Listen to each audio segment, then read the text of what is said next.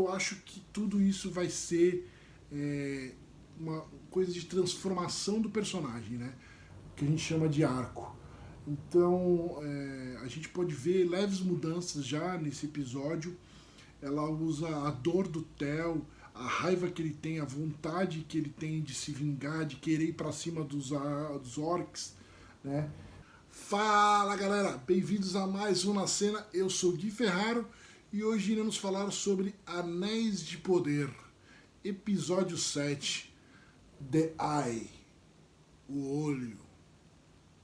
Vem comigo! Não foi um episódio tão marcante, tão grandioso como o episódio 6, de nome Udun, mas foi um episódio bem interessante, bem importante, com os desdobramentos de tudo que aconteceu no episódio anterior, de todas as consequências do episódio anterior, episódio 5, onde o núcleo de Moria ficou parado, o núcleo dos Harfoots também ficou parado. Então assim, teve muita coisa interessante, muita coisa que fez algumas portas começarem a ser fechadas e outras começarem a ser abertas. Assim, aquele famoso foi ruim, mas foi bom, né, meu amigo? Assim, não foi ruim, mas foi bom, foi bem legal. Foi ruim, talvez para algumas pessoas, porque ele ainda não está dando aquele ritmo um pouco mais acelerado e deixou muitas coisas em abertas. As pessoas estavam com algumas expectativas que realmente não foram fechadas, né? Algumas pessoas esperavam ver o Sauron, outras esperavam ver um pouco mais de ação e de acontecimentos um pouco mais explosivos, mas o saldo foi bem positivo. E olha só, eu te explico agora o porquê que o saldo foi positivo. Começar pelo núcleo dos Harfoot e o Meteoro Man, o famoso O Estranho, né? Eles estão ali naquela luta, né, de mudanças de temporada, né, de mudanças de season, indo para um outro lugar, se locomovendo, né, em busca de ter em busca de ter as melhorias para o seu dia a dia, né, como os plantios, né, essas coisas todas. Porém, a relação deles com o estranho sempre tem algum tipo de complicação, de aceitação, né? No episódio passado eles ficaram muito felizes porque o Homem Meteoro ajudou eles, e agora nesse eles pedem ajuda de novo, porém não sai como esperado. Ele usa de uma certa força excessiva, né, de uma magia excessiva, e acaba sem querer ferindo, né, a Nori e seu irmão, né? E eles se assustam com tudo aquilo e acabam espantando, né, o Homem Meteoro, porque eles queriam que eles ajudassem no plantio, porque quando eles chegaram no terreno, né, onde eles fazem toda a sua colheita nessa temporada, o terreno estava totalmente destruído pelo que foram os resquícios, né, foram do vulcão. O vulcão, né, quando ele teve a sua erupção, ele caiu ali nas plantações onde eles conseguem ter a sua colheita nesse momento. Pedi ajuda do querido Estranho e não foi como eles imaginavam. E aí eles se assustaram e expulsaram o cara. Só que isso não foi de uma forma muito inteligente, foi uma forma muito inocente deles, né? Porque o que acontece? Ele não fez aquilo por querer, né? Simplesmente a árvore rachou na cabeça das crianças. As crianças também estavam em lugar errado. E à noite, né, nesse mesmo dia, vai aparecer as sacerdotisas, as estranhas, as Três Marias, como eu digo aqui para o pessoal, para os meus amigos. As Três Marias, aquelas mulheres esquisitas que aparecem, feiticeiras ali, aparecem à procura provavelmente dele, né? Porque elas estão com o desenho do mesmo mapa que ele, das estrelas e com aquela que está aí na tela.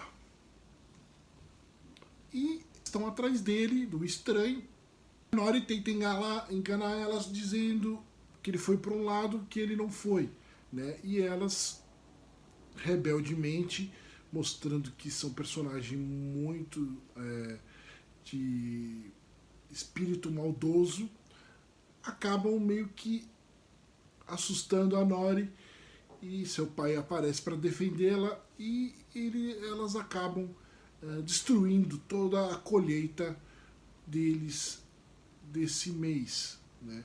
Então ele botando fogo nos seus carros, nos seus plantios, em tudo, mostrando todo o seu poder e sua maldade, indo embora, deixando os Harfoots na merda, coitados deles, sem comida, sem plantio e com suas carroças e casas totalmente destruídas. Cabe então as Harfoots, Nori, a Puppy e o Sadok irem atrás de tentar buscar o estranho e avisá-lo que ele está sendo perseguido por algumas pessoas totalmente malignas. Antes dele fazer a magia para o plantio dos Harfoots, né, o Sadok comentou que a região da Prima Verde é a região onde provavelmente ele conseguiria encontrar pessoas grandes, né, gigantes, né, pessoas normais, para lhe informar sobre o que ele procura, as estrelas, a constelação e aquele símbolo e o símbolo esquisito, né?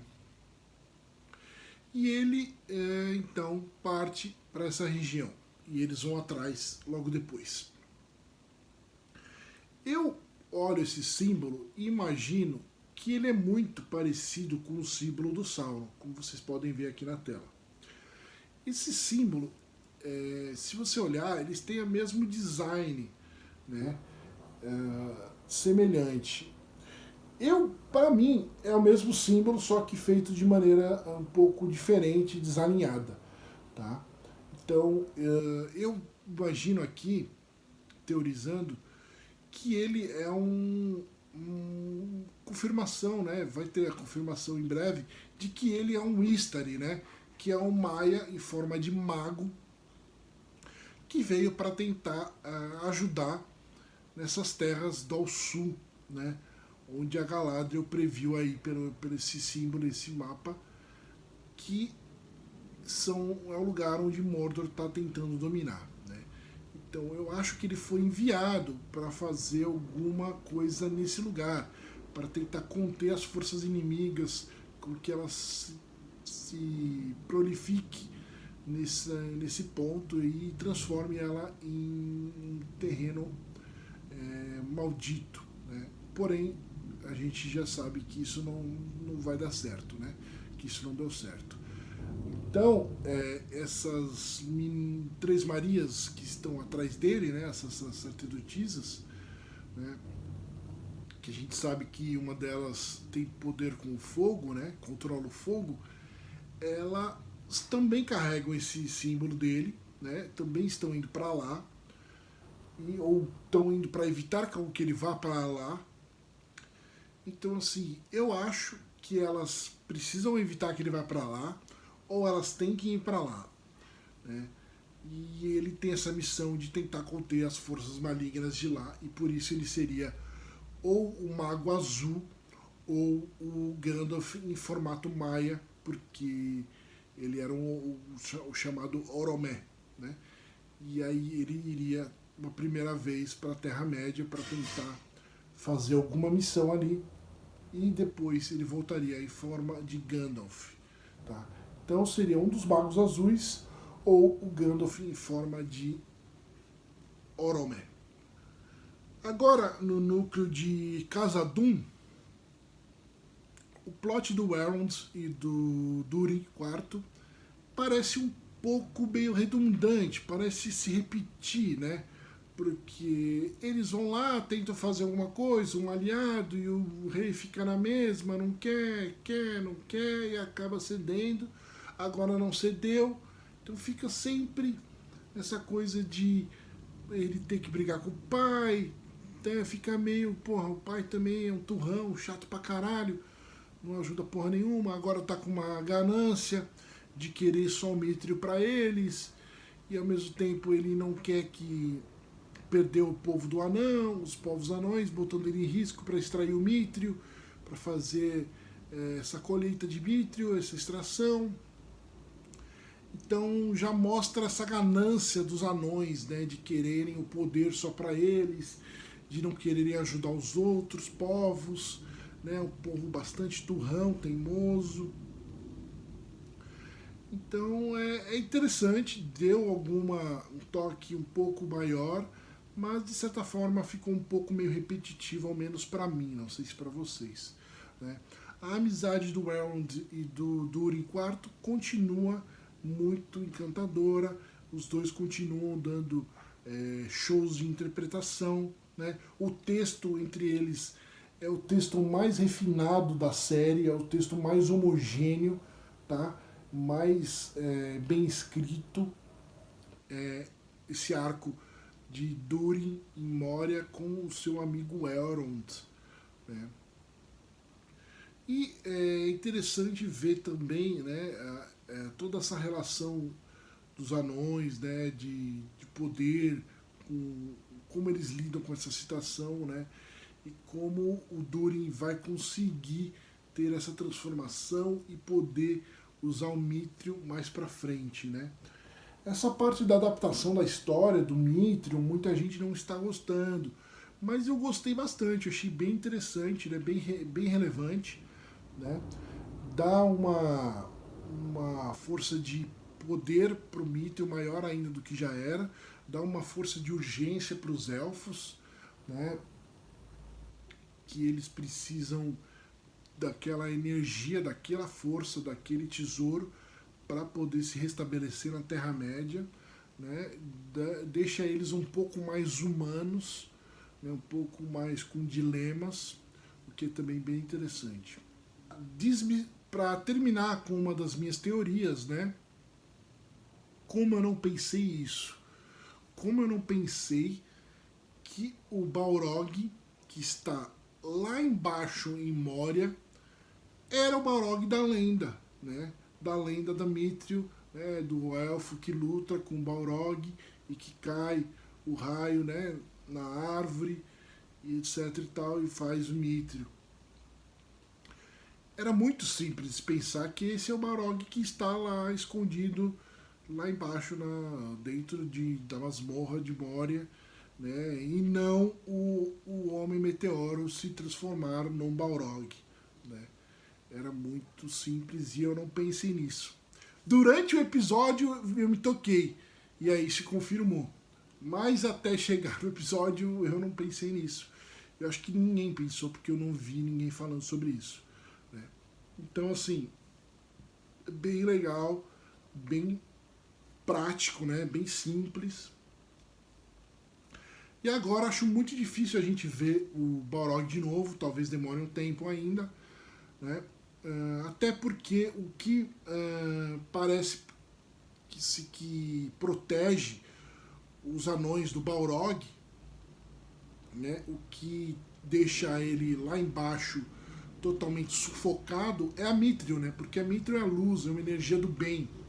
Então, tudo acima dele, né, aquela parte ali está protegida pelo Mithril que está escoando por ali.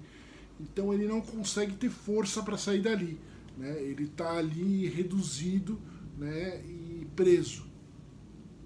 Então quando os anões extraírem aquilo de lá, ele vai conseguir sair, né? Vai conseguir dar força, ter forças para poder sair, porque não vai ter nada mais o prendendo.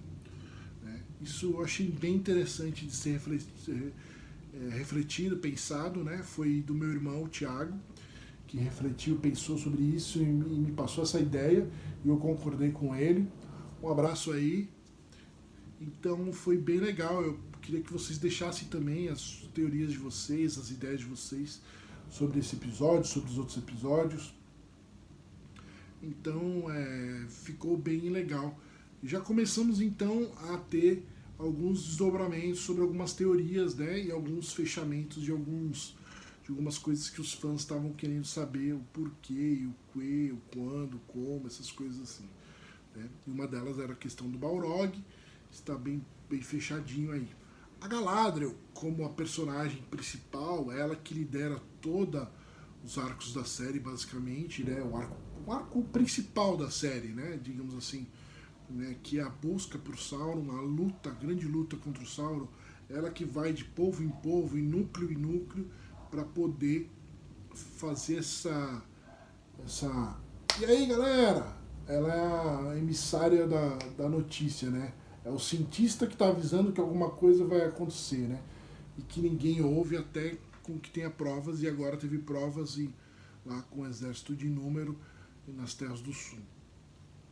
Então, assim, ela tem um arco muito complexo, bastante longo, eu acredito de uma temporada e meia para duas, para poder enxergar as coisas que ela fez de errado, como ela estava obcecada pelas coisas, como ela estava cega e como ela não enxergava as coisas ao redor dela, né? E, e ela começa, né? Ela tem essa forma de agir nessa primeira temporada, que é uma forma como que a gente não esperava, a maioria não esperava, não tinha essa visão, né? Dela um pouco mais obcecada, dela um pouco mais turrona, menos tão sábia, um pouco mais querendo fazer as coisas imediatista, né? Meio ignorante em alguns momentos, o próprio com uma fala de racista, né? Supremacista, sem entender muito bem o que ela está fazendo, só na vingança e na ira. E eu acho que tudo isso vai ser uma coisa de transformação do personagem, né? Que a gente chama de arco. Então a gente pode ver leves mudanças já nesse episódio. Ela usa a dor do Theo, a raiva que ele tem, a vontade que ele tem de se vingar, de querer ir para cima dos orcs, né?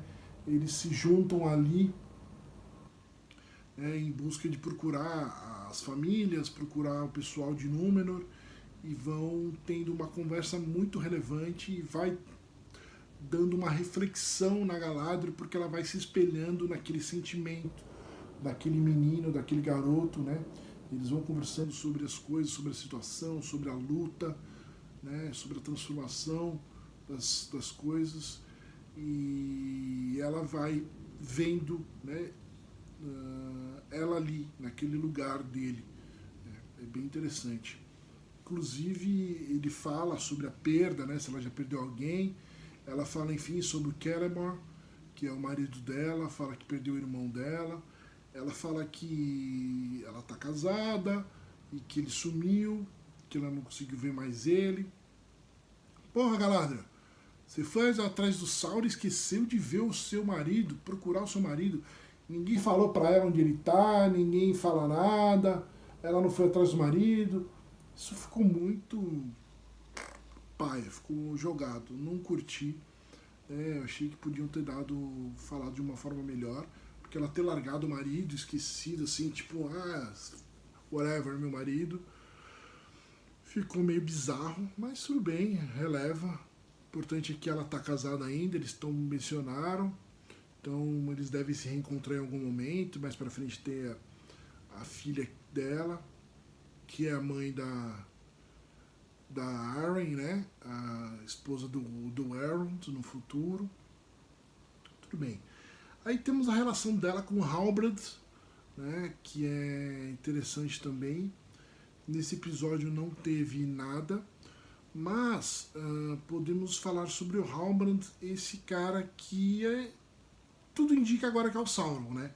Porque ele está passando por vários povos, né? Passou pela Terra do Sul, passou pelo Númenor, agora está indo para os Elfos, para Irigion, né? Para fazer os anéis. Então, se não for ele, vai ser quem? A própria Galadriel.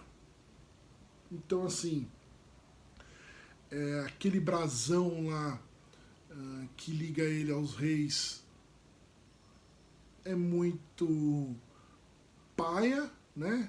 Porque ninguém sabe nada sobre ele, só sabe que ele tem um brasão, ele não conta a história dele direito, fica tudo misterioso, ninguém o reconheceu, né? Fica tudo muito estranho. Ele pode ter usado a Galadriel ali para ter ganhado alguma posição, meio que manipulado ela indiretamente, né? Esperando aquele momento, porque é assim que o Sauron faz, ele é super inteligente.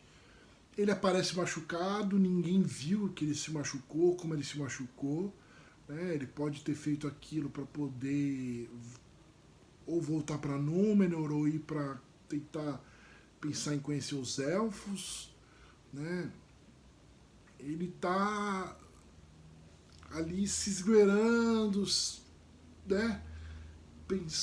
Buscando, enganando, ele tá ganhando terreno, se fortalecendo, fingindo que é humano, lutando, né? Então, assim, eu posso depois fazer um episódio só sobre ele, também teorizando, se vocês quiserem, explicando melhor os detalhes de tudo que tem de informação relevante, de que dá indícios sobre ele, seu Sauron. Sim, a cegueira da Galadriel faz com que ela não veja ele, né? Ela está tão obsessiva, obcecada, que ela não está enxergando quem é o Halbrand de verdade. E aí que vai ter o estopim, para mim, do arco dela, né? Dessa primeira parte dela que vai ter a transformação. Primeiro foi essa caída com Mordor, e a segunda vai ser quando ela for traída por Halbrand e ele for revelado como o Sauron. Tá? Eu acho que é aí que ela vai. Puta que pariu. Eu só fiz merda até agora? Caralho! Eu acho que vai ser uma coisa meio assim. A rainha ficou cega, né? É uma cegueira interessante. Não está nos livros. Vamos ver como é que eles vão lidar com isso. Deve ser mais ou menos por causa disso que ela acaba perdendo também o trono em algum momento lá em Númenor. O pai dela previu que ela ia ficar na escuridão, né? Que a escuridão ia tomar conta dela. E agora, né? Escuro, cegueira, escuridão. Ficou bem legal, achei bem bacana. Gostei que ela assumiu que ela vai voltar, que eles vão trazer mais forças e vão começar a lutar de vez lá. O Isildur, na dor da perda do filho, isso é triste pra caralho, ele manda muito bem na cena, manda muito bem. Mas a gente sabe que o Isildur vai voltar. Eu achei legal pra caramba que ele ficou lá, ele vai ganhar muita força lá, eu acho que tem muita coisa interessante pra ele fazer lá, né? Então, acho que o Isildur pode ganhar um protagonismo muito grande de Lorde, de Tenente ali. Eu acho bem interessante. Agora, vamos ver o que vai ser, o que eles vão fazer. Um amigo dele já se foi. O Arondir e a Bronwyn vão para um lugar, Palangir, né? Pelengir, um lugar mais abaixo ali de Minas Tirith, de onde seria Minas Tirith, bem perto do Anduin, ali do rio. A gente sabe que isso lá na frente vai ser o Porto de Gondor, né? É uma primeira colônia de Númenor.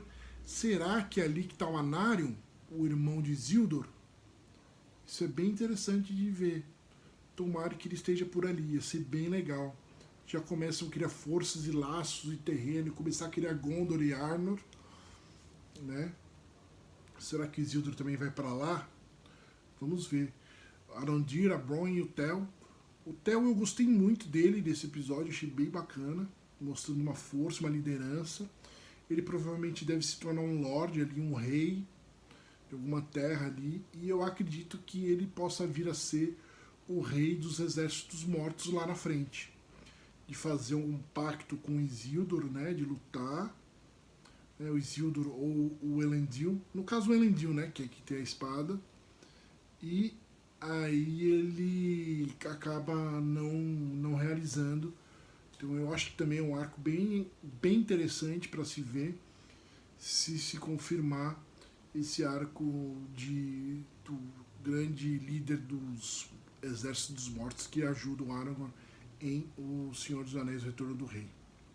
O Adar fugiu, a gente não sabe como, né? Será que alguém soltou ele? Alguém liberou ele? Não saberemos. Quem liberou ele? Né? Será que o Halbrand? Né? Será que eles combinaram alguma coisa? Não saberemos. Eu acho que não, que ele ainda não se revelou. Então, vamos descobrir. Vamos descobrir. E, enfim, ele criou Mordor, né? O Adar criou Mordor e foi espetacular. Foi espetacular. Visualmente, assim, incrível, como eu já falei no outro episódio. Esse episódio também, tecnicamente, está brilhante, está lindo demais. Tá muito bonito. Todos os efeitos, né? Com a fumaça, com as queimadas, né? A cor alaranjada. Cara, tá impecável, assim, porra, indescritível. Tá. Eu não gosto de usar essa palavra, mas tá cinema, né? Porque eu não acho que série seja melhor que cinema. Mas é um elogio muito forte. Então, assim, tá demais.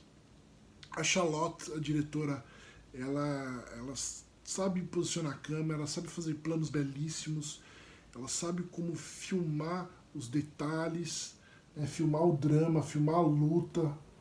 Eu acho que ela tinha. Eu acho que ela tinha que dirigir todos os 8 episódios da próxima temporada. Eu tinha que dirigir os próximos episódios da 7ª temporada, ou pelo menos mais que a metade, porque ela mostrou o melhor trabalho entre os diretores, né? Tudo bem que ela teve um roteiro um pouco melhor, mas mesmo os 2 primeiros episódios que tiveram um bom roteiro, né, um roteiro um pouco mais trabalhado, assim, eu não achei o trabalho do Bayona, né, tão bom quanto o da Charlotte. Eu achei visualmente o da Charlotte muito mais interessante. Os quadros que ela escolhe, as posições, a direção de atores. Então, estou muito feliz com o resultado desses 2 últimos episódios, na questão da qualidade técnica e da qualidade de roteiro. Eu achei que conseguiram achar o caminho certo da trilha agora no final, e a série vai evoluir muito grande e teremos uma temporada muito incrível daqui pra frente, já pensando na 2ª temporada. Eu queria deixar um grande abraço para vocês, comentem aí e nos vemos na próxima.